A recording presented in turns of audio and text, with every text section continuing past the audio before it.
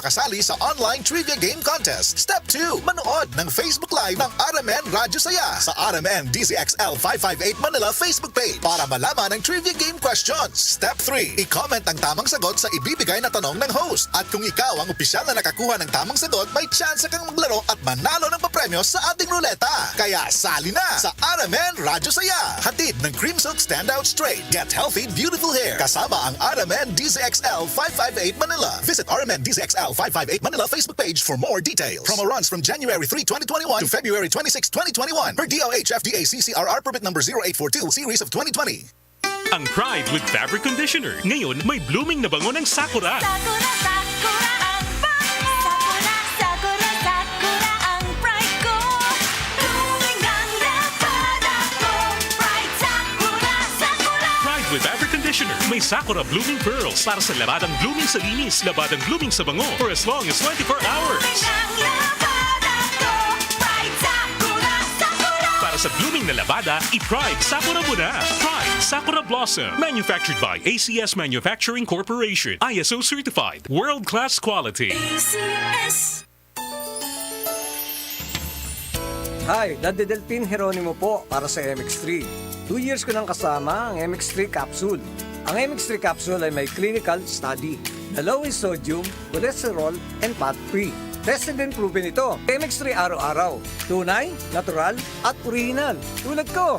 Mahalagang paalala, ang MX3 capsule ay hindi gamot at hindi dapat gamiting panggamot sa anumang uri ng sakit. Para sa heavy-duty hugasin, mag-Smart Dishwashing Paste. Bawat mahig. Smart dishwashing. Smart linis. Solid. Smart dishwashing.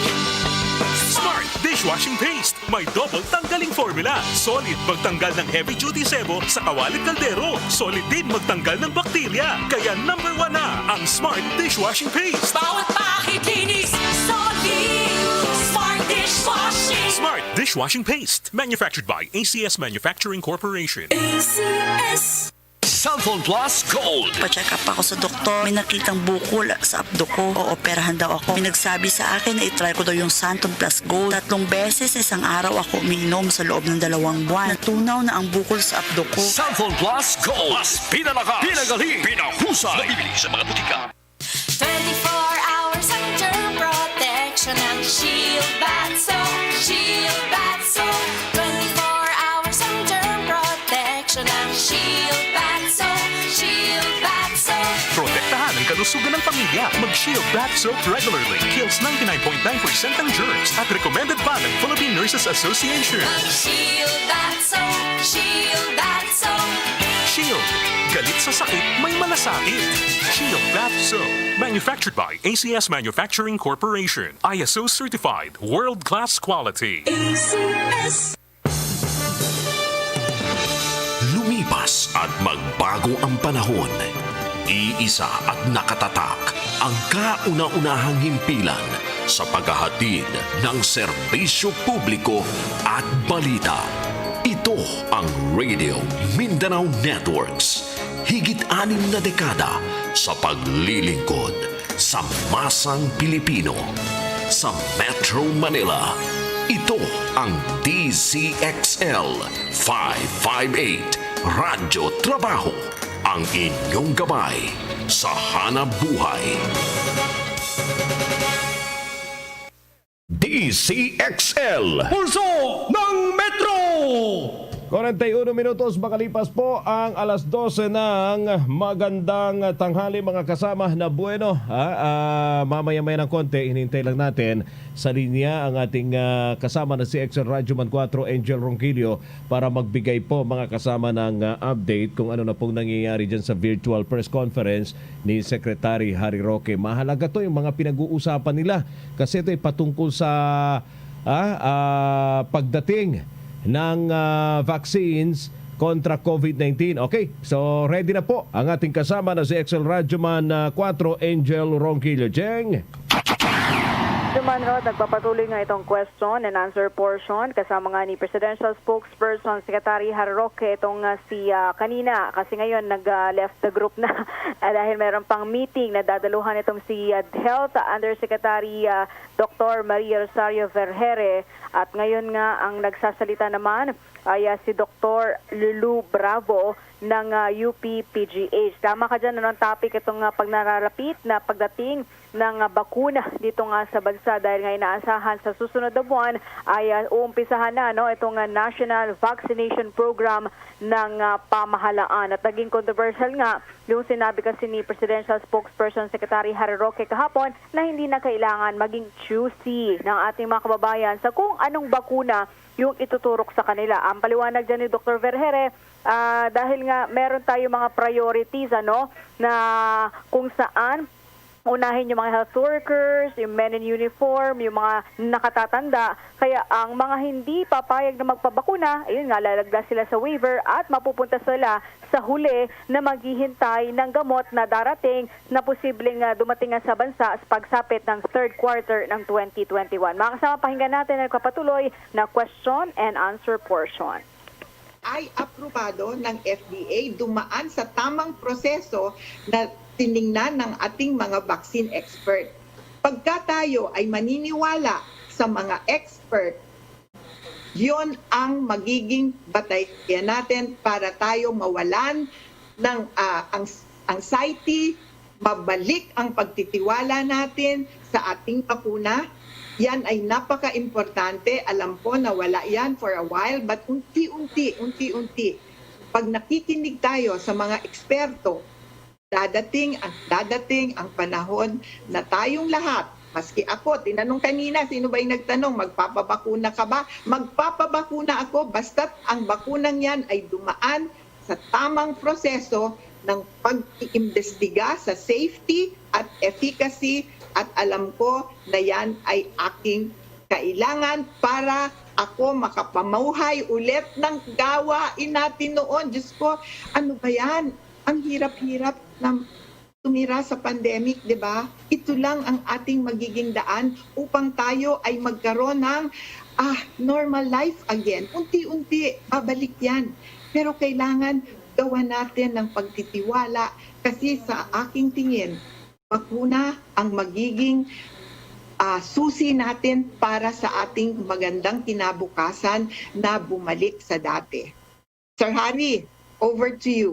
Alam po akong question, no? Kasi alam namin mga pasyente kami lahat, no? Ang tingin namin, lahat ng doktor may kinalaman dyan sa bakuna, no? In fact, maraming mga doktor ngayon nagsasalita sa social media, huwag kayo magtiwala sa ganitong bakuna.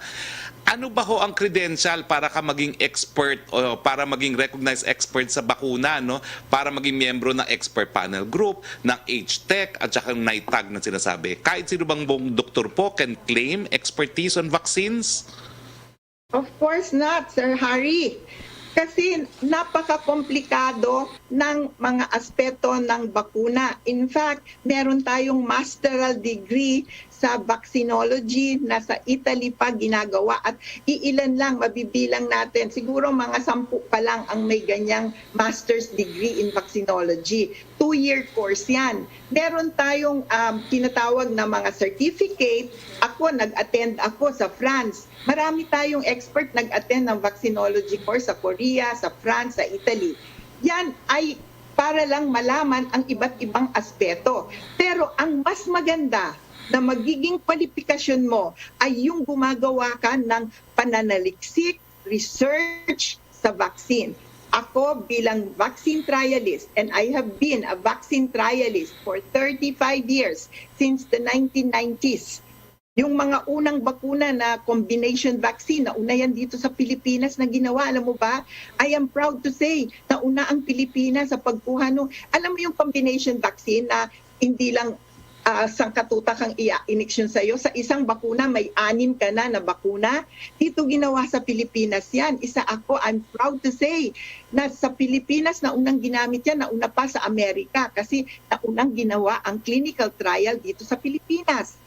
Yan ang sinasabi ko, ang mga vaccine trialist, ang unang makakakita kung ang isang bakuna ay merong safety concern. Kasi pinag-aaralan yan, bawat linggo, bawat buwan, yung observation period from the time that you get the vaccine, tinitingnan yan, minomonitor yan, hanggang matapos ang iyong clinical trial. And we know that if a clinical trial on humans exists, It is composed of, alam na natin, alam mo, eksperto na rin ngayon ng media ngayon sa sa phase 1, phase 2, phase 3. Sa phase 1, konti lang ang ginagawan kasi tinitingnan nila kung may mangyayari pag ikaw ay nabakunahan at saka anong dose ang mas maganda, di ba? Sa phase 2, mas marami na, mga daan-daan na, hindi lumalagpas sa 1,000 para makita yung level ng immunity sa katawan mo. And then phase 3, yun na yung maramihan na libo-libo na. It can range between 10,000 to as many as 100,000 na pwede mo gawan ng clinical trial. But ordinarily, naglalaro sa mga 20,000, 30,000 ang usual na phase 3. So mas maraming volunteer na sumali sa phase 3, mas malamang na mas makikita mo kung merong safety concern. Kasi alam mo, kung konti-konti pa lang, hindi pa, kasi iba-iba rin ng response ng mga tao, iba-iba rin kung ikaw ay itim, kung ikaw ay puti, kung ikaw ay brown race. So, kailangan rin na makita mo ang iba't ibang, tinatawag natin race, kung ano ang response nila sa bakuna. Hindi lang race, pati yung edad. Ma'am, pasensya na po at nagte-text sa atin yung mga kasama natin sa media at marami silang mga katanungan. No? But mamaya po siguro in the course of question and answer, tatanungin ko rin po siguro mamaya yung inactivated na tinatawag kasi nga po yung bakuna galing sa China ay inactivated, kung gaano pong ka-safe to at kung talagang tested na po ba yung inactivated. Pero let's proceed na po to our open forum. No? Yusek Rocky, please. Yes, good afternoon, Secretary Roque and Dr. Bravo. A question from Laila Salaveria. Is Malacanang open to allowing LGUs, private firms, to procure COVID-19 vaccines without the involvement of the national government, as some senators suggest? Well, sa ngayon po, hinimay-himay natin yung provision ng multilateral agreement. Ang talagang bumibili po ngayon ay mga lokal na pamahalaan. Kaya nga lang po, itong AstraZeneca, kasama po yan sa COVAX na tinatawag. Ang COVAX po ay isang kasunduan na sinepered ng WHO. At talingin mga estado lang po ang kabahagi ng COVAX. Hindi po kasama dyan ang mga LGUs at ang mga pribadong sektor. Kaya for purposes of COVAX, talagang kinakailangan po talaga magkaroon ng multilateral agreement dahil ang kasapi sa agreement ay ang bansang Pilipinas. What does Malacanang make of the fact that LGU seems to prefer to ink deals with AstraZeneca for a COVID-19 vaccine? Is this an indication that there is more trust in the UK vaccine? And will the national government take into consideration when procuring vaccines? Hindi naman po siguro, pero kasi nga po yung COVAX, isa po dyan sa mga bakuna na sakop ng COVAX ay AstraZeneca. Ano po ibig sabihin yun? Hindi po pumayag ang Oxford University at ang UK government na yung mga mayayaman lamang ang makakabili ng AstraZeneca. Siniguro po nila na sila po ay magpapatupad ng kanilang katungkulan ayon sa COVAX na pati po yung mga mahihirap na bayan ay dapat mabigyan ng bakuna. Kaya nga po, halos lahat po ng LGUs ay ang binibili ay ang AstraZeneca kasi yan nga po yung isa sa pinakamalaking bakuna na kasapi po sa COVAX facility. Opo, another topic daw po, kung nabasa na daw po ni President Duterte yung DOJ's initial report on its review of killings in police anti-drug operations, which the DOJ submitted on December 29, and if he has, what does he think about it? Hindi pa po ako sigurado kasi kahapon po full cabinet meeting, so medyo mahaba din yung agenda, natapos na po kami ng 12:30, hindi kami nakapag-usap ni Presidente, pero bukas po sa Talk to the People, tatanungin ko po siya. Okay. Will Malacanang daw po make the report public for the sake of transparency, and why or why not? Hindi ko pa po alam, hindi ko pa nakikita kung ano yung report at saka hindi ko pa alam kung nakita na rin po ni Presidente. And I understand, this is a preliminary report po. Thank you, Secretary. Punta naman tayo kay Mela Lesmores, please. Opo, hi.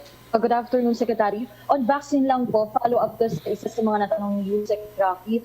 May ilan lang pong nag-aalala kasi yun nga tuloy na yung paghanda ng mga LGU even sa provinces para nga makakuha ng bakuna. May ilan lang pong nag-aalapat po kaya yung may hirap na lugar, hindi po kaya sila maiwanan o mahuli. Ano po masasabi dito ng palasyo? Hindi po, kasi ang national government nga po, ang NTF, handa na siya mismo ang bumili para sa lahat. Pero dahil ang mga LGUs, may mga pondo naman sila at meron silang kakayahan at ninanais nila talagang tulungan ng national government, hindi po natin minasama yun, no? At tinanggap natin yung kanilang mga offer na tumulong.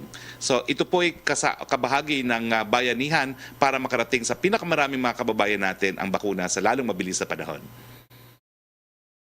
Opo. Secretary Roque, kagabi lang po sa cabinet meeting, nagkaroon po ba ng dealing si Pangulong Duterte sa ating mga government officials? May ilan lang pong pumupuna, lalo na sa social media like sa Senate hearing, tila nagkakaroon daw po ng pagkakaiba-iba sa statements ng ating mga government officials. Ano po ba yung mga naging dealing ni Pangulo para nga mas maipaigting pa yung unity sa ating mga statements ng mga government agencies hinggil pa rin nga dito po sa paglaban sa COVID-19? Well, magkakaiba-iba po talaga yan kasi siyempre ibang mga prioridad ng mga ahensya, no? Ibang ang mga focus nila.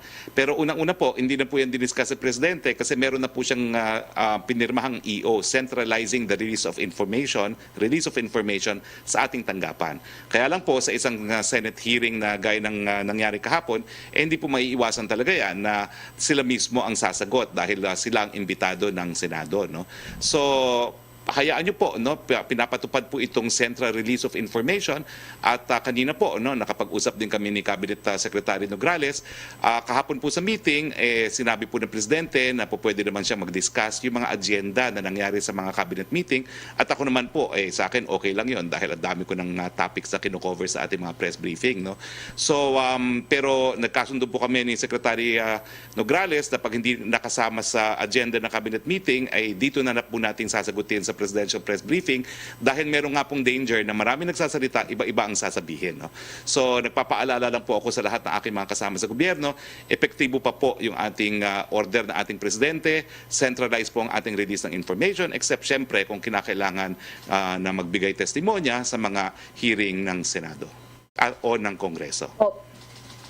Opo, panghuli na lamang po, Secretary Roque, tuloy po ba yung IATF meeting at public address ni Pangulong Duterte bukas? Ano po kaya yung mga schedule niya sa mga natitirang araw po ngayong linggo? Tuloy po ang ating meeting ng Presidente sa piling miyembro ng IATF at yung kanyang recording para sa Talk to the People. Sa bukas po, Wednesday. Okay, thank you po. Yes, punta na tayo uli kay Yusek Rocky. Secretary, from Rosalie Cos of UNTV, sa statement niyo po kahapon hindi pwedeng maging pihikan sa bakuna ang mga Pilipino. Bakit po yung mga LGU kapansin-pansin na ang pinipirmahan tripartite agreement ay with AstraZeneca? Sino po ang may choice noon, LGU ba or national government, at bakit AstraZeneca? Well, unang-una po, again, yung COVAX facility po. Hindi naman makakapirma sila sa Pfizer kasi wala nang supply yung Pfizer. So, kung ano yung supply na makukuha natin sa Pfizer, national government na po ang nag-negotiate. No? So, yun lang po yun. Kasi yung AstraZeneca covered by a mechanism spearheaded by the WHO to ensure na lahat ng mga bansa kasama yung mga mahihirap ay makakakuha po ng bakuna. Second question po niyan, sabi ni Senator Subiri, hindi fair assessment ang binanggit niyo na hindi makakapamili o hindi pwedeng pihikan ang mga Pilipino sa COVID-19 vaccine. Ano po masasabi ninyo dito? Ang kawalan ba ng choice o hindi pagiging available ng mga COVID-19 vaccines sa Pilipinas ang dahilan kaya hindi makakapamili o dahil mas magiging komplikado na ang proseso ng inoculation program ng pamahalaan? Well, ulitin ko po, no? Simula Pebrero hanggang Hunyo, wala po tayong alternatibo dahil parang iisa lang po ang darating na bakuna. Pagdating po ng July, marami na pong papasok, no? Pero hindi naman po lahat yan pwedeng piliin ng ating mga kababayan dahil yung Pfizer po kinakailangan ng -70, no? Ibig sabihin po, para lang yan sa Maynila, Cebu, Davao na mayroong mga cold storage facilities. Hindi po talaga magagamit yan sa mga probinsya dahil wala tayong mga facilities. At pangatlo po, gaya ng sinabi po ni Yusek Vergere at saka ni Dr.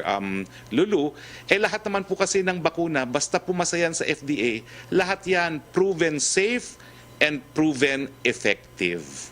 So hindi na po importante kung ano yung brand. Pero uulitin ko po, wala naman pong pilitan. Kung ayaw talaga, okay lang po yan, mawawala lang ang prioridad kung sila po ay kabahagi ng priority population at pipila po sila sa huli. Thank you, Secretary.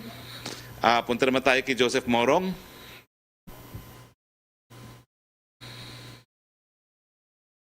Joseph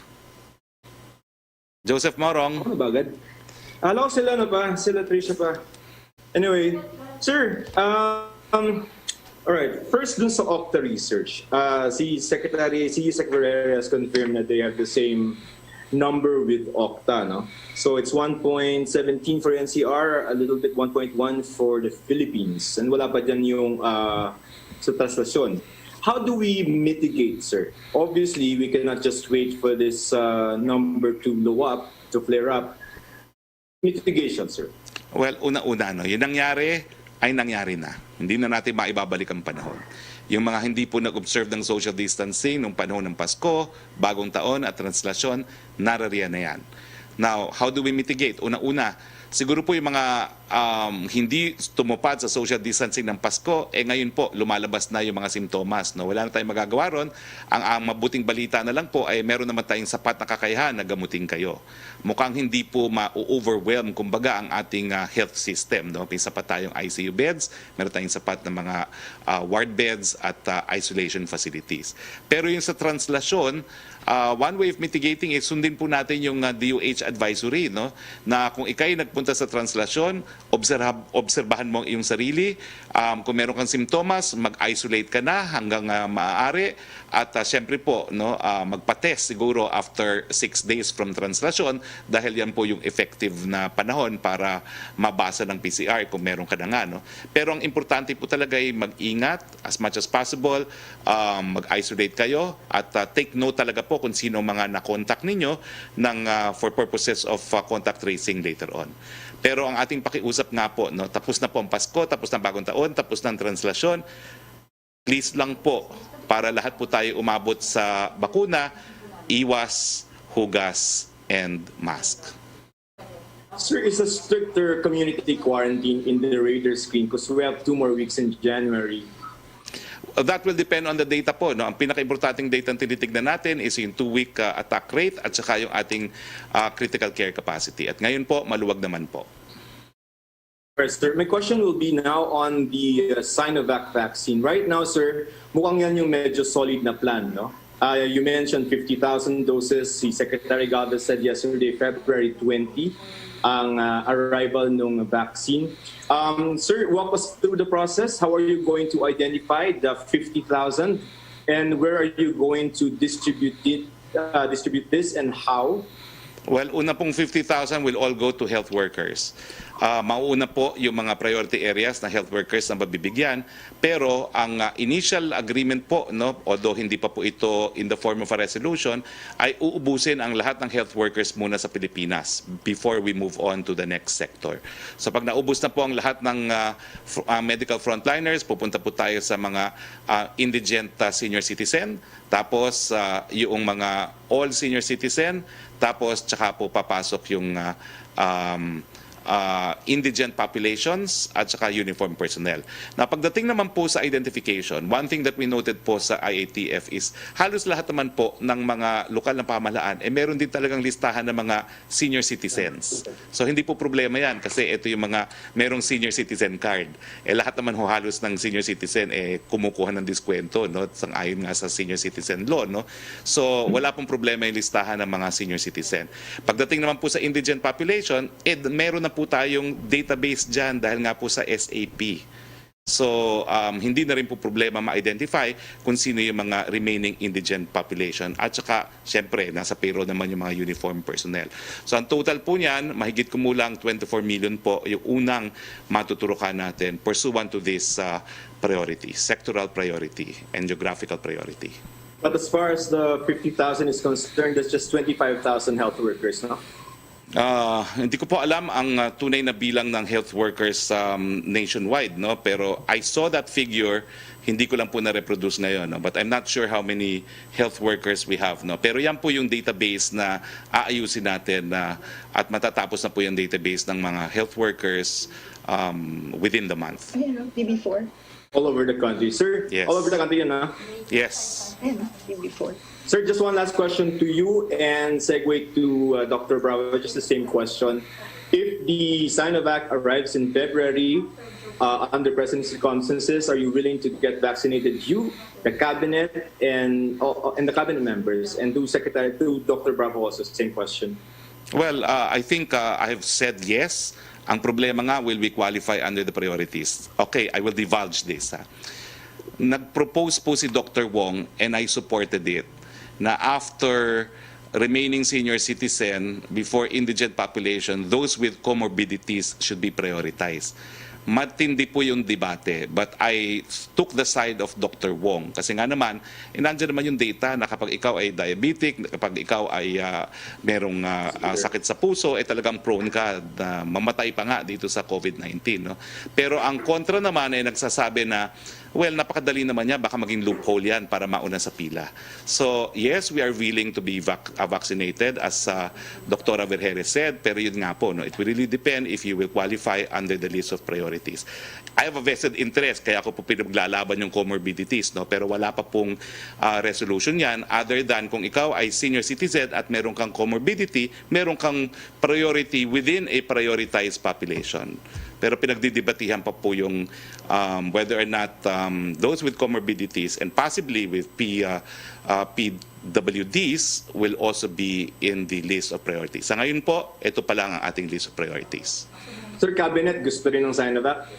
Yes po, that's the favored vaccine of the President, Chinese, if not Russian. At ang iniisip nga niya, gusto niya pareho. Paulit-ulit ko na po sinasabi yan. And that's been mentioned several times by the President. Dr. Bravo, do you want Sinovac? Actually, any vaccine na maaprubahan ng ating FDA, dumaan sa tamang proseso, nakita natin ang data. And mind you, hindi lang naman ako ang magiging expert na magdidesisyon kung yan ay safe at efficacious. Sabi ko nga kanina, yan ay composed ng mga vaccine expert at tinitingnan ang safety and efficacy. Tinanong mo yung inactivated na Sinovac. Actually, 222 years na yung inactivated na ginagamit sa pagbabakuna. Mula patsapol, yung smallpox vaccine noong 1798 when it was first officially used in UK. And since the time on, we have had many vaccines that use that inactivated as a way of doing vaccination. In a way, actually, basta't inactivated, hindi live, medyo safe yan. And that has already been proven time and again. When it comes to safety, yung inactivated, medyo mas maganda ang record niyan for safety instead of the live.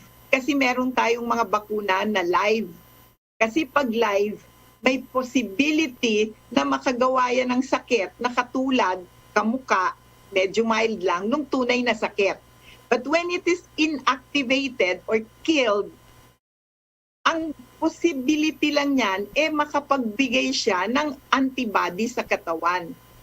But what is actually going to be crucial here is gaano katagal yung immunity na makukuha mo sa inactivated. Kasi maaring yon ang maging posibleng titingnan ng ating mga expert, gaano katagal yan. Sa ngayon, wala pa tayong datos na makakapagkumpara sa mga duration or tagal ng immunity among all the vaccines that we have, whether it is the inactivated, which is Sinovac, whether it is the live viral vector na Astra at Gamaleya, or yung mRNA na Pfizer at saka Moderna. Kasi kaming mga eksperto, okay? Nag-uusap kami. Noon lang isang gabi, ang tagal namin nag-uusap ng mga kaibigan ko. ikaw nga ba magpapa-iniksyon? Ano ang mas gugustuhin mo kung available lahat yan, ha? Kung available you have. So tinitingnan namin. Sabi ko nga sa'yo, in terms of safety, parang mas mapapagkatiwalaan mo ang safety nung inactivated eh. Pati yung immunity kasi 222 years nang ginagamit. Okay? Yung sa mga live na viral vector, mas moderno yan. Pero dahil live, okay, merong live adenovirus dyan na kasama, iyon titingnan mo pa rin. Gusto mo mas mahabang pag-aaral. Okay? Now, mRNA, sabi natin, okay, pinakabago yan. But hindi yan ngayon lang. Ngayon lang ginamit sa humans, right? But it has been used sa mga 10 taon na ngayon. Pinag-aaralan yan. In fact, that would be the key for cancer prevention. Alam mo ba, yung mga genetic code, kasi tinitingnan na ngayon, meron kang genetic predisposition to cancers and to Alzheimer's and to all of this. Yun ngayon ang ginagamit, yung genetic code, na pinag-aaralan na for the last 10 years. Pero ngayon pa lang ginamit yung genetic code na yon to be vaccinated to humans. So in a way, yun yung pag-uusapan natin. Kung ikaw ay talagang expert, nagtatalo-talo nga kami mismo among ourselves, di ba?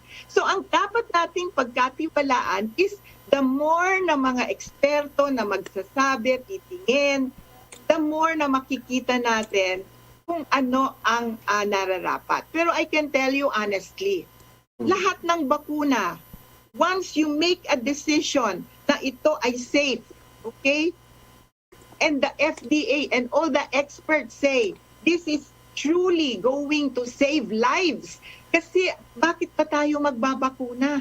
Hindi ba para makapagligtas ng buhay, para maibsan yung ating disaster ngayon, both sa health, sa dami ng nagkakasakit, sa bagsak ang ekonomiya, wala tayong magawang normal.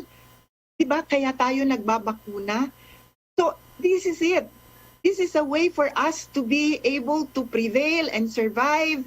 Alam mo, sabi ko nga, yung isang napaka-close sa aking kaibigan na matay sa COVID nung March. Doktor siya, kilala niyo siyang lahat at hindi naman siguro masamang sabihin ko dahil nasa siya, yung kapatid ni Ruby Rodriguez, si Doktora Sally Gatchalian. Alam mo, ito na naman, 2 buwan po yan na iniyakan. At naipangako ko sa sarili ko na yung mga susunod na buwan na kung maaari akong makatulong para maibsan ang ating pandemya, gagawin ko. Kasi nga, paano, kaya siguro sabi ko nga, maski media, maski anong oras, talagang I try my best to explain to everyone kung ano ang kahalagahan ng pagbabakuna. Ayaw nating mamatay pa ang ating mga mahal sa buhay. Ayaw nating dumami pa ang ating mga magiging disaster dito. Pero maraming mga misinformation, fake news, mga fake experts na nagbibigay ng mga kung ano-anong hindi magandang impormasyon, di ba? Yun pa, isang nilalabanan natin yon dahil yan ang isang hindi magandang nangyayari. Kung ano-anong balita na fake naman at hindi naman dapat paniwalaan. So ang sabi ko nga kay Sir Harry initially, sana naman maging regular na makapagbigay tayo ng tamang informasyon at maniwala ang ating mamamayan na ang kahalagahan ng pagbabakuna ay nakasalalay sa ating mga leader. Okay? Walang leader na gustong magkaroon ng masamang epekto ang anumang ibibigay sa atin, di ba? Ma'am, thank you for underscoring the Thank you, ma'am. Meron lang po akong breaking news. Kakapasok lang po from the Office of the Executive Secretary. Kasama na po ang People's Republic of China, Pakistan, Jamaica, Luxembourg, and Oman sa mga bansa na meron pong bagong COVID-19 variant. At pinagbabawal po ang pagpasok ng mga dayuhan galing sa mga bansang ito na galing po doon sa mga lugar na yon, effective January 13, 2021 at noon, 12:01 p.m. until January 15, 2021, subject po to further recommendation of the IATF. At itong travel ban, well, hindi po travel ban, travel restriction na ito ay jointly recommended po by the Department of Health and the Department of Foreign Affairs. Ulitin ko po, People's Republic of China, Pakistan, Jamaica, Luxembourg, and Oman have now been included in the countries with travel restrictions. Filipinos coming from these territories can still come home, but subject to the absolute 14-day quarantine kahit anuman po ang resulta ng kanilang PCR tests. Now, okay, Joseph, okay na, no? Thank you, sir. Yes, sir. Thank you very much, Joseph. Thank you very much, Doc. Punta tayo kay Yusek Rocky, please. Yes, a question from Chris Jose Remate Online. Yun daw pong reaction nyo sa sinabi ni Bayan mo na Representative Ferdinand Gaite na may karapatan ng publiko na maging choosy sa bakuna kung ang kalusugan nila ang nakataya dahil trabaho ng gobyerno na siguruhing ligtas at epektibo ang bakunang gagamitin sa mga mamamayan. Uulitin ko po, pag nabigyan po yan ng emergency use authorization ng FDA, kahit anong brand po yan, yan ay ligtas at effective. Kaya nga po, kung ayaw ninyong magpaturok at gusto nyong ibang brand,